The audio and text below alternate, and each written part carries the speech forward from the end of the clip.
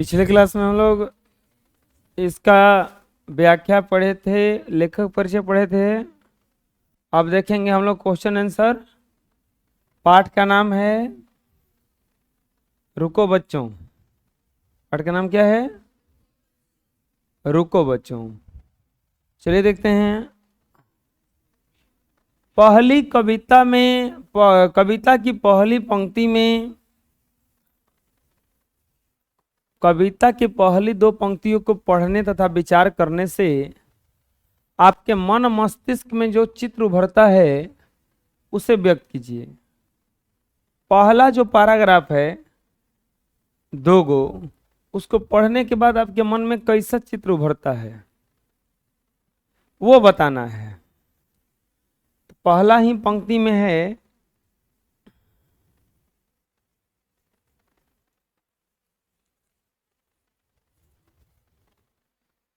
कि तेज रफ्तार से जाती इन गाड़ियों को गुजर जाने दो।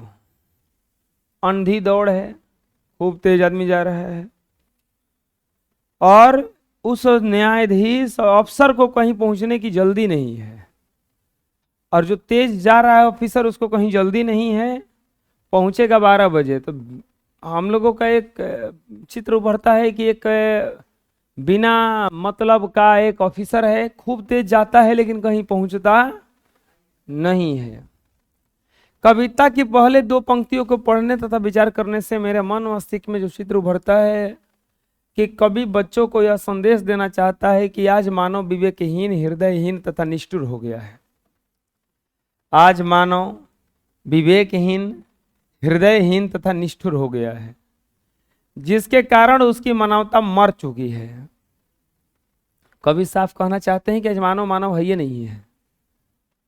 वह स्वार्थ के कारण न्याय अन्याय, उचित अनुचित, मानव दानव में भेद करना ही भूल गया है। स्वार्थी हो गया सब कोई। न्याय अन्याय क्या है, उचित अनुचित क्या है, मानव दानव क्या है, ये सब कुछ खत्म है। अर्थात आज अंधी दौड़ है। इसीलिए बच्चों को सड़क पार करने से पहले यह देख लेना आवश्यक है कि सड़क पार करते समय किसी के खतरे की आशंका तो नहीं है। कवि के कहने का भाव यह है कि जीवन के मार्ग पर बढ़ने से पहले उस मार्ग की खूबी खामियों पर सोच विचार कर लेना आवश्यक है। कोई भी जीवन में लक्ष्य अगर अपनाने जाइएगा तो उसके प्रति क्या क्या गड़बड़ी होने वाला है, क्या क्या सही होने वाला है, वो सब देखना जरूरी है। नहीं तो उस अंधी तौर के रफ्तार में आप भी क्या हो जाइएगा, कुचल जाइएगा। अरे कभी कभी रोड पे एक्सीडेंट होता है, उसमें जिसका एक्सीडेंट होता है उसका कोई गलती नहीं होता है, वो उस ससुरा का गलती होता है जो आन्हर रेखा चल रहा है, देखा ही नहीं, लगे मार दिया अब भाग गया। तो वही कह रहे हैं कि देख लेना जरूरी है, नहीं तो भारी हानि आप ही को पहुंचाना पड़ सकता है। बोलो, कविता की पहली दो पंक्तियों को पढ़ने तथा विचार करने से मेरे मन मस्तिष्क में जो चित्र उभरता है कि बच्चों को यह संदेश, कवि बच्चों को यह संदेश देना चाहता है कि आज मानव विवेकहीन, हृदयहीन और निष्ठुर हो गया है, जिस कारण उसकी मानवता मर चुकी है। वह स्वार्थ के कारण न्याय अन्याय, उचित अनुचित, मानव दानव आदि में भेद करना ही भूल गया है। अर्थात आज अंधी दौड़ है। इसीलिए बच्चों को सड़क पार करने से पहले यह देख लेना आवश्यक है कि सड़क पार करते समय किसी खतरे की आशंका तो नहीं है। कवि के कहने का भाव यह है कि जीवन मार्ग पर बढ़ने से पहले उस मार्ग की खूबी खामियों पर सोच विचार कर लेना आवश्यक है। समझ में आ जाएगा। अगला कह रहा है प्रश्न में कि उस ऑफिसर को कहीं पहुंचने की कोई जल्दी नहीं है, वो 12 या कभी इसके बाद पहुंचता है अपने विभाग में। कभी यह कहकर किन खामियों को बताना चाहे। कभी ने कहा है ना कि वो जो ऑफिसर दौड़ते हुए जा रहा है उसको कहीं जाना नहीं है, वो तो 12 बजे पहुंचेगा और नहीं तो कभी कभी 12 के बाद ही पहुंचेगा ऑफिस में अपना। लेकिन वो दौड़ते हुए जा कहाँ रहा है, दौड़ते जा रहा है लूट मचाने, कि जल्दी चलो जल्दी लूटना है। सब लोग लूटने में यहाँ पे क्या हुआ है, लगा हुआ है। वो भी बेचारा लूटने जा रहा है, बेचारा लूटने जा रहा है। लल्लू जैसा चारा नहीं लूटने जा रहा है ना। हम लोग के बिहार में 2 गो जिला है, उत्तरी बिहार में। वहाँ पे जनसंख्या जितना है उससे 1 लाख ज्यादा वोटर हैं। मतलब स्कूल में एडमिशन हुआ है 500 लड़के का और छात्रवृत्ति आता है 700 लड़के का, ये 200 के है। यही हुआ है बिहार में।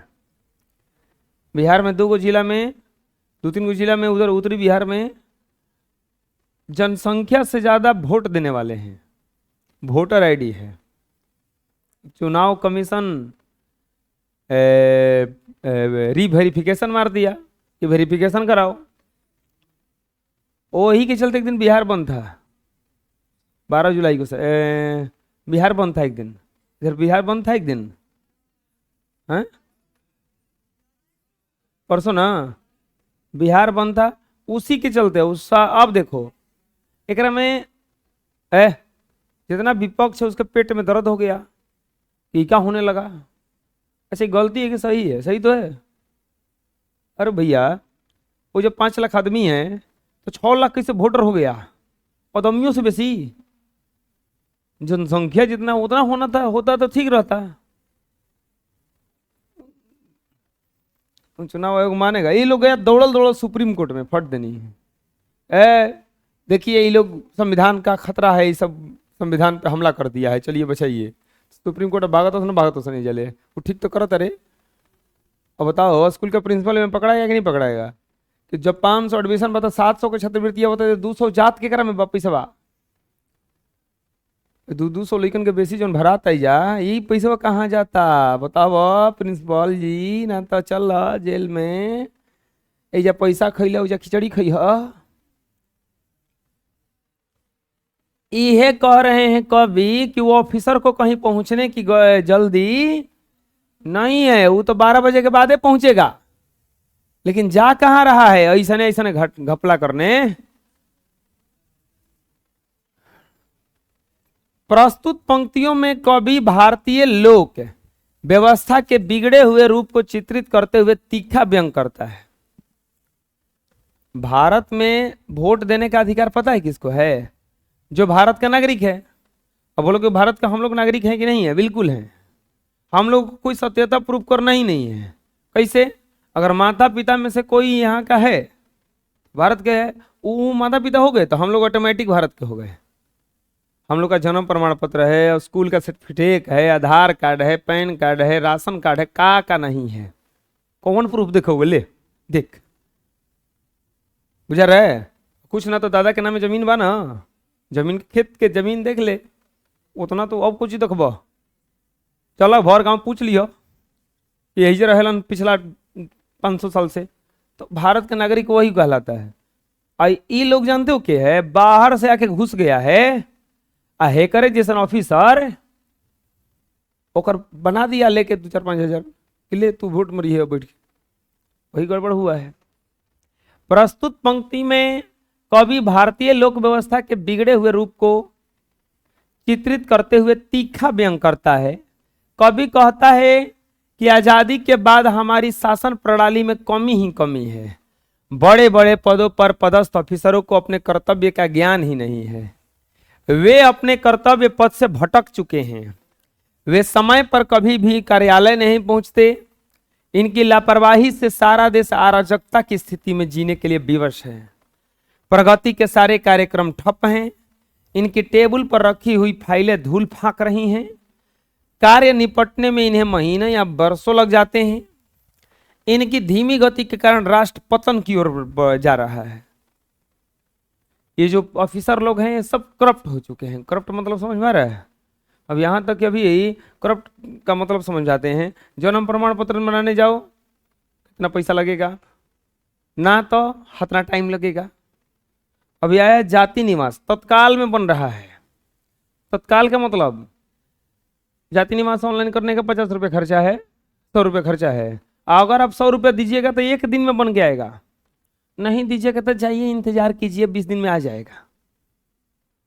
तो उस 100 रुपये जो एक्स्ट्रा लिए वो क्या करेगा, ले जाकर उसको देगा वो उस ऑफिसर को कि ले भैया तुम पास कर देगा, वो पास कर देगा और पास तो करना है खाली। यही तो करप्शन है पूरा तरह से। बोलो, प्रस्तुत पंक्तियों में कवि भारतीय लोक व्यवस्था के बिगड़े हुए रूप को चित्रित करते हुए तीखा व्यंग करता है। कवि कहता है कि आजादी के बाद हमारी शासन प्रणाली में कमी ही कमी है। बड़े बड़े पदों पर पदस्थ ऑफिसरों को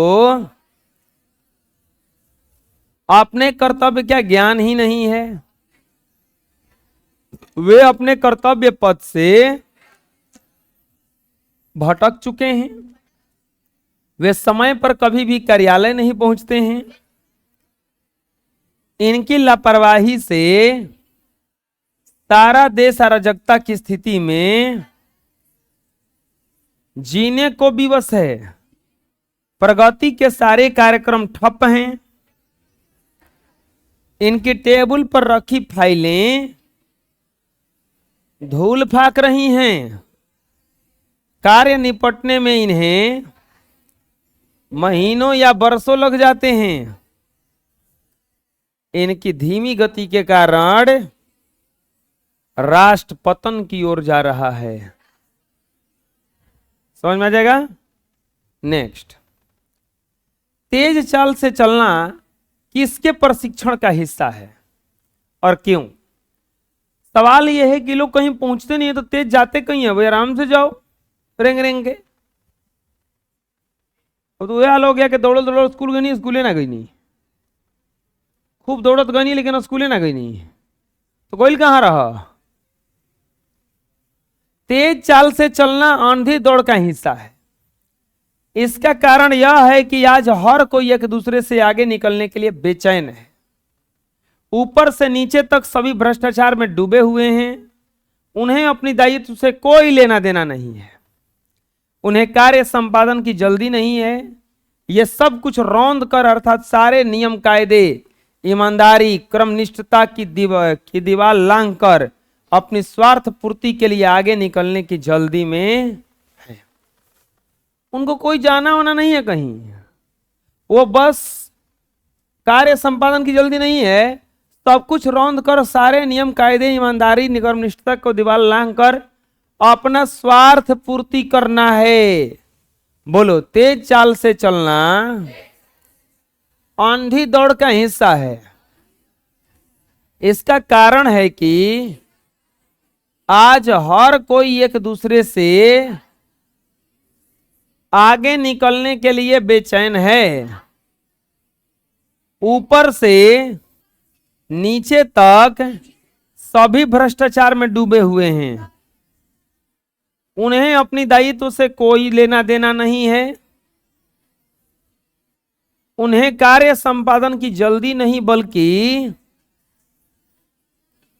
ये सब कुछ रौंद कर अर्थात सारे नियम कायदे, ईमानदारी तथा क्रमनिष्ठता की दीवार लांघ कर अपनी स्वार्थ पूर्ति के लिए आगे निकलने की जल्दी में हैं। समझ में आ जाएगा? नेक्स्ट, मंत्री के कार के आगे आगे सायरन क्यों बजता है? मंत्री के कार के आगे आगे देखोगे सायरन बजता ओ करते जाता है, नहीं जाता है। अरे अब तो वो लाल बत्ती सब हट गया। पहले अभी नियम आया था कि लाल बत्ती केवल उसमें कोई बहुत बड़ा पद वाला आदमी रहेगा, सुप्रीम कोर्ट का जज रहेगा, उसके पद गाड़ी में रहेगा और ये एम्बुलेंस में रहेगा, बाकी सब लाल बत्ती हटवा दिया गया है। नहीं तो एगो विधायक को जाता था ना, विधायक, तो वो अपना गाड़ी में लाल बत्ती लगवा दिया था और एकदम जाता था ओ करते जाता था, कौन जा रहा है पता नहीं चलता था। इसमें नियम आया कि नहीं सबको लाल बत्ती नहीं रखना है, तो सही हो गया वो, ये लोग एकदम। हाँ, तो मंत्री के कार के आगे आगे सायरन क्यों बजाया जाता है? सायरन इसलिए बजाया जाता है कि हटो भैया हटो, हमको जल्दी लूटने के लिए जाने दो। वो लोग प्रचार करने आता है तो सायरन नहीं बजाता है, वो बोलता है आओ आओ हमसे बात करो, हमको वोट देना है तुमको। और उसके बाद सायरन बजा के पहले ही कहा जा ओई ओई नहीं बोलता है, वो बोलता है हटो हटो। हम लोग सोचते हैं कि मंत्री जी जा रहे हैं, मंत्री जी जा रहे हैं तो तुम्हारा काम करने जा रहे हैं, वो अपना काम करने जा रहे हैं, बुझा रहा है ना। बोलो, देखो मंत्री के कार के आगे आगे रुको, मंत्र पढ़ रहे हैं हम आगे से बोले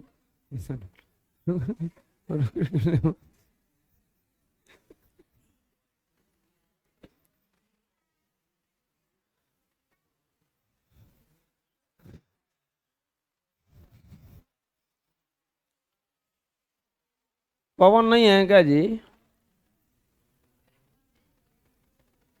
बेंच में खाली लग रहा है, कौन नहीं आया है? सामान आ गया ना जी, कुछ खाना मत है? हाँ, खाली चलेगा। आज कौन दिन है? सुख है, तुरंत सुमारी आने वाला ना जी, सावन के सुमारी। इनमें खूब फल फूल बेचाएगा। अब आदमी भूख भूख के खाएगा, भूखेगा और खाएगा है। कोई कोई तो खाने के लिए ही भूखता है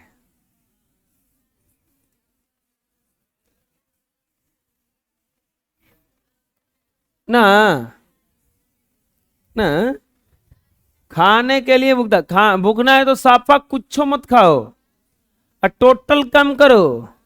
भूखने वालों का एक क्वालिटी, पहले तो बैठ के दिन भर खाएगा, दूसरा कोई काम करोगे करने के लिए हम खाई जाए माम भूखल बानी, हम कुछ काम करम न, हम भूखल बानी तो के भूखे के कले रहे काम ना करम, हम तो खैले बानी। ये दिन भर का रटना है जी, हम भूखल बानी हम भूखल बानी हम भूखल बानी। अब बहुत दिन खाना खाया है, कबो फल तो कबो गड़ी तो कबो दही के रस,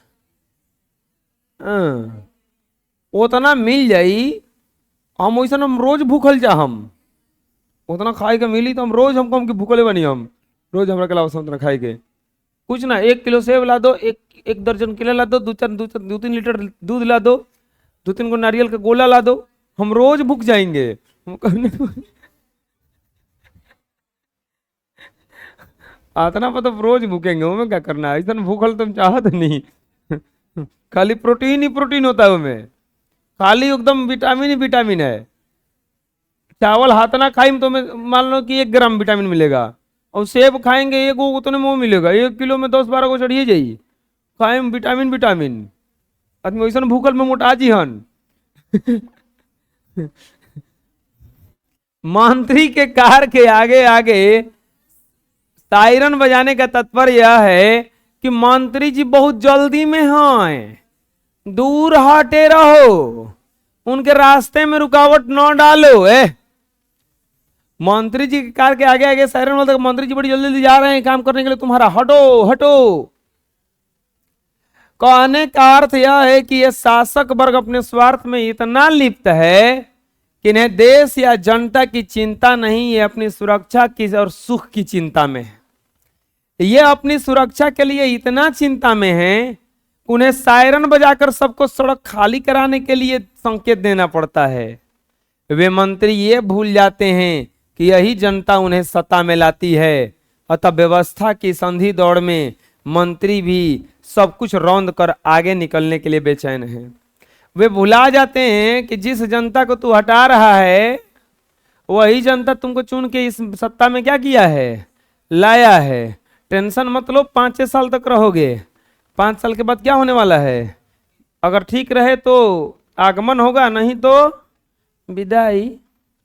बोलो, मंत्री के कार के आगे सायरन बजाने का तात्पर्य यह है कि मंत्री जी बहुत जल्दी में हैं, दूर हटे रहो, उनके रास्ते में रुकावट न डालो। कहने का अर्थ यह है, ये शासक वर्ग अपने स्वार्थ में इतना लिप्त है कि इन्हें देश या जनता की चिंता नहीं, बल्कि अपनी सुरक्षा और सुख की चिंता है। ये अपनी सुरक्षा के लिए इतनी चिंता में हैं कि उन्हें सायरन बजाकर सबको सड़क खाली करने के लिए संकेत देना पड़ता है। वे मंत्री ये भूल जाते हैं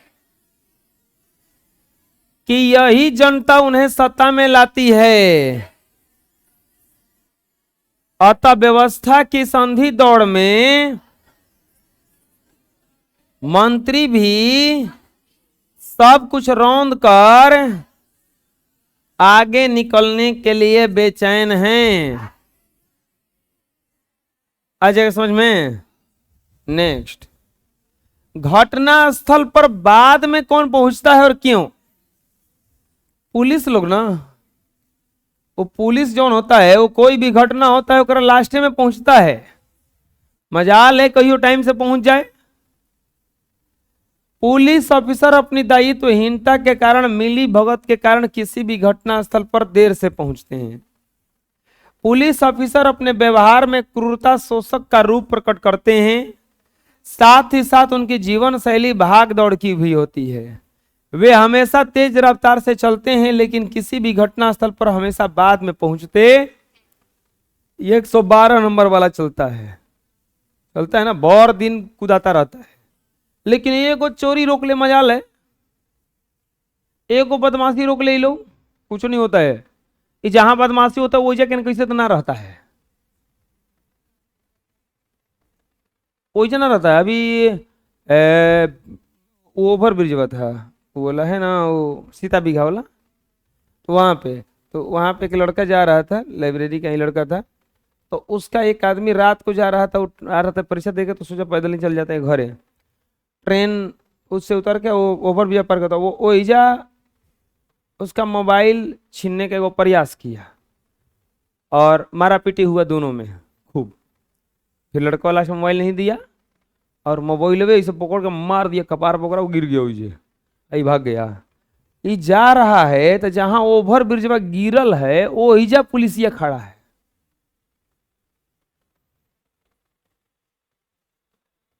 मतलब जहां घटना हो सकता है वो नहीं खड़ा है, उसको खड़ा रहना चाहिए बीच ओवर ब्रिज पे, और चारों तरफ झांकना चाहिए। वो लोग यही लिए है कि कुछ बदमाशी ना हो, तो खड़ा कहाँ है? किनारा होने, और वो में जब गाड़ी में बैठ के मोबाइल चला रहा है। कितना अच्छा लग रहा है। बकलोल लोग, बकलोल नहीं, छछुंदर लोग, जब कोई ना रहता है तब घूमता है, जब कोई आ जाता है तो क्या हो जाता है, अपने बिल में घुस जाता है। वही है लोग का। बोलो, पुलिस ऑफिसर, आप लोग अच्छे पुलिस बनोगे ना? अच्छा, पता चली आगे। पुलिस ऑफिसर अपनी दायित्वहीनता के कारण तथा मिली भगत के कारण किसी घटना पर देर से पहुंचते हैं। देख रहे हो ना, मिली भगत, चोरवन से मिली भगत रहता है ये लोग का, कमीशन बनल रहता है कि देखिए सर आज हम रात में 5,000 लूटेंगे तो 5,000 में से 1,000 आपको मिलेगा, आप इधर मत आइएगा। तथास्तु बोल के निकल जाता है वो लोग, कहीं जाएगा वही नहीं जाएगा, पारो होगा तो देखबे नहीं करेगा, चुपचाप निकल जाएगा, कहेगा हम देखबे ना करें, नहीं तो क्या करें, ना हो जाएगा जी। पुलिस ऑफिसर अपने व्यवहार में क्रूरता एवं शोषक रूप प्रकट करते हैं, साथ ही उनकी जीवन शैली भाग दौड़ की होती है। वे हमेशा तेज रफ्तार से चलते हैं लेकिन घटना स्थल पर हमेशा बाद में पहुंचते हैं। समझ में आ जाएगा। नेक्स्ट, तेज रफ्तार से जाने वाले पर कवि क्या टिप्पणी करता है। तेज रफ्तार से जाने वालों पर कवि टिप्पणी करते हुए कहता है कि इनको जल्दी रफ्तार और तेज रफ्तार से जाने का मतलब यह नहीं कि ये अपने दायित्व के कारण तेज जा रहे हैं, बल्कि यह है कि ये सारे नियम कानूनों को रौंद कर भ्रष्टाचार द्वारा धन अर्जन के लिए दौड़ने जा रहे हैं। ये ऐसा नहीं है कि काम करने के लिए दौड़ जा रहे हैं, ये जा रहे हैं लूटने पुटने के लिए। क्या करने के लिए, समझ में आ जाएगा। बोलो, तेज रफ्तार से जाने वालों पर कवि टिप्पणी करते हुए कहता है कि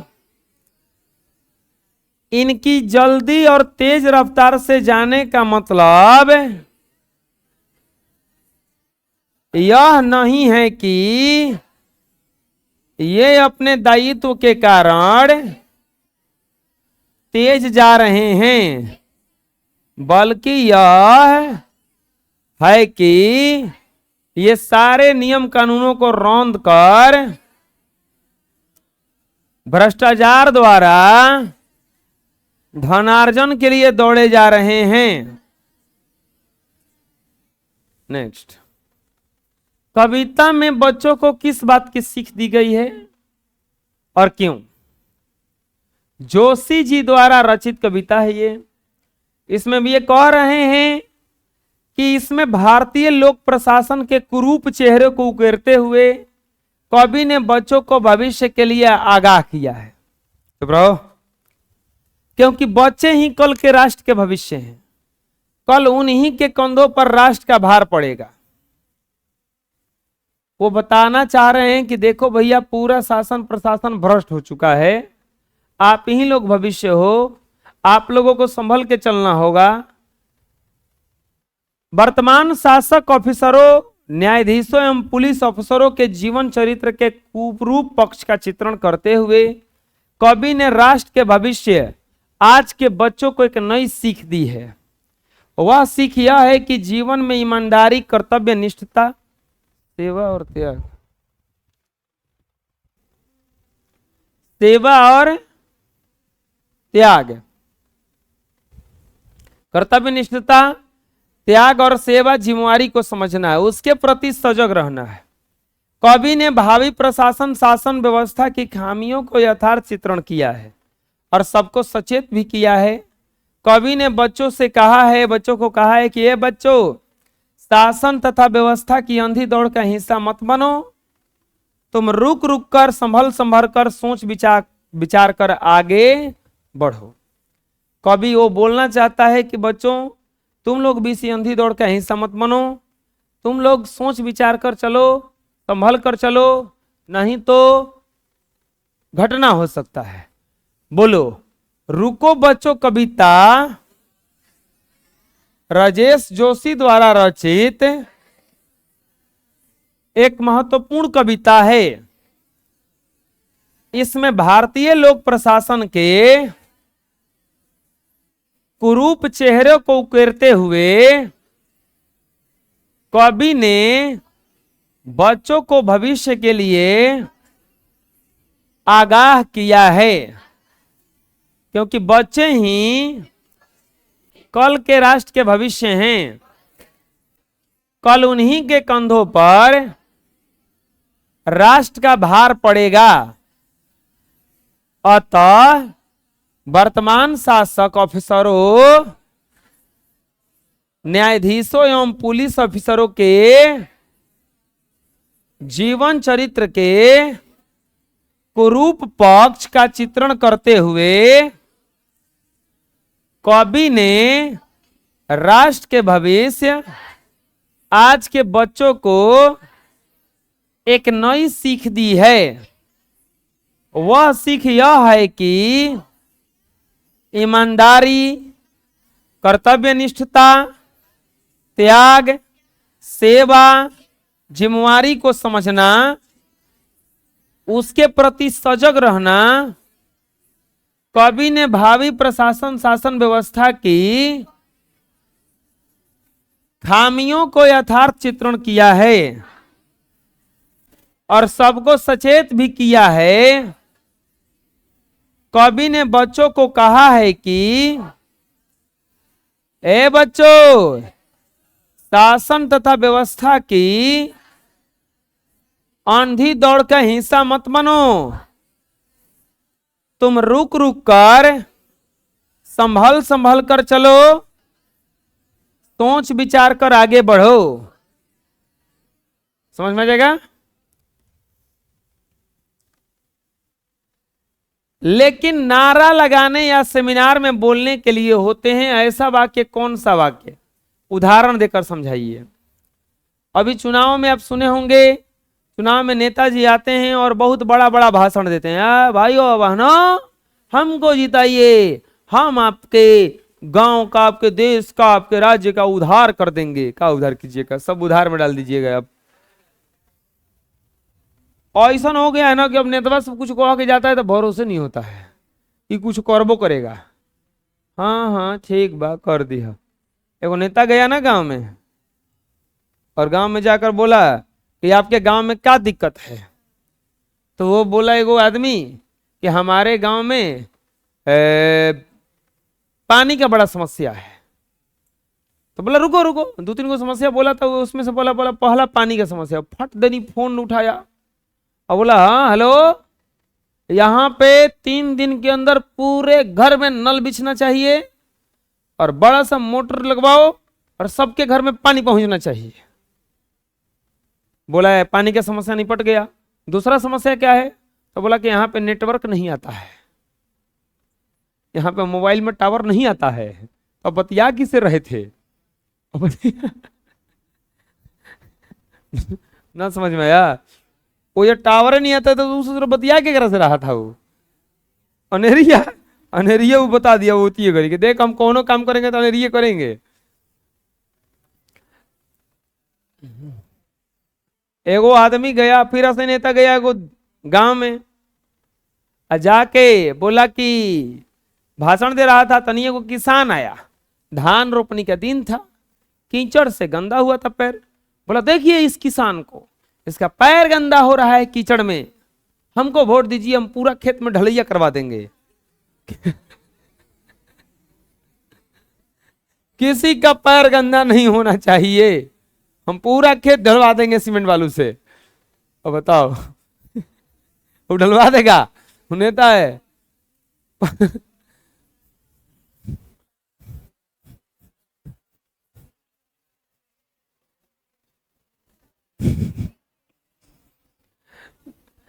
यहां वाक्य है न्याय में देरी न्याय की अवहेलना है। इस नारा से देश गुंजायमान हो उठता है, किंतु कभी भी इसे व्यवहारिक रूप में नहीं देख पाते हम। यह नारा देकर जनता को सदा भरमाया जाता है। जीवन भर निचली अदालत से ऊपरी अदालत तक वे दौड़ते थक जाते हैं और उन्हें न्याय नहीं मिल पाता है। आप एक बार जाइए, दुकान पे जाइएगा, आपको हजमोला मिल जाएगा, लेकिन अदालत में जाइए और सोचिएगा कि हम न्याय पालें, बुढ़े हो जाइएगा। इसलिए आदमी कहता है कि देखो भैया 2-3 को से बच के रहो, बीमारी से, पुलिस से या केस फौजदारी से, इससे बच के रहोगे, जीवन एकदम साफ सुथरा चलेगा। जहां ही तीनों में से कोनो एक में उलझे तो सारा पैसा ये लोग खींच लेगा, कुछ काम होने वाला नहीं है। बहुत खतरनाक ये तीनों जंजाल है। बोलो, यहां वाक्य है न्याय में देरी न्याय की अवहेलना है। इस नारा से देश गुंजयमान हो उठता है, किंतु कभी भी इसे व्यवहारिक रूप में हम नहीं देख पाते हैं। यह नारा देकर जनता को सदा भरमाया जाता है। जीवन भर निचली अदालत से ऊपरी अदालत तक वे दौड़ते दौड़ते थक जाते हैं, पर न्याय नहीं मिलता है। समझ में आ जाएगा? लिख लो। और इस तरह से आप लोगों का एक्सरसाइज 9 खत्म हुआ। 3 गो पार्ट और बचल है ना।